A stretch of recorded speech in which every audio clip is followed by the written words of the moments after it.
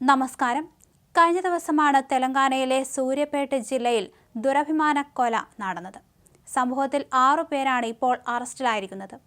ദളിത് യുവാവിനെ കൊലപ്പെടുത്തി പെൺകുട്ടിയുടെ മുത്തശ്ശിക്ക് മൃതദേഹം കാണിച്ചു കൊടുക്കുകയായിരുന്നുവെന്ന് പോലീസ് പറഞ്ഞു. കൃഷ്ണയെയാണ് ഭാര്യ വീട്ടുകാർ കൊലപ്പെടുത്തിയത്.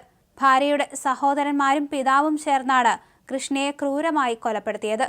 ശേഷം മുത്തശ്ശിക്ക് കാണിച്ചു കൊടുത്തതായി ഇവർ പറയുന്നു. മാസങ്ങൾക്ക് മുമ്പ് പെൺകുട്ടിയുമായി കൃഷ്ണ പ്രണയത്തിലാവുകയും വീട്ടുകാർ അറിയാതെ 2024 ഓഗസ്റ്റ് 7-ന് വിവാഹിതരാവുകയും ചെയ്തു. ഇത് യുവതിയുടെ വീട്ടുകാരെ പ്രകോപിപ്പിച്ചു. ഭാർഗവിയുടെ കുടുംബമാണ് കൊലപാതകത്തിന് പിന്നിലെന്ന് കൃഷ്ണയുടെ പിതാവ് പറഞ്ഞു.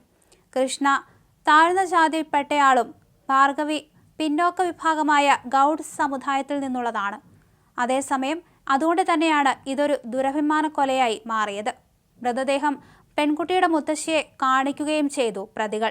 ഇപ്പോൾ സംഭവത്തിൽ 6 പേരെ അറസ്റ്റ് ചെയ്തിരിക്കുന്നു. കൊലപാതകം ഗൂഢാലോചന പട്ടികജാതി പട്ടികവർഗ നിയമപ്രകാരമാണ് പ്രതികളെ അറസ്റ്റ് ചെയ്തതെന്ന് തെലങ്കാന പോലീസ് സൂപ്രണ്ട് പറഞ്ഞു.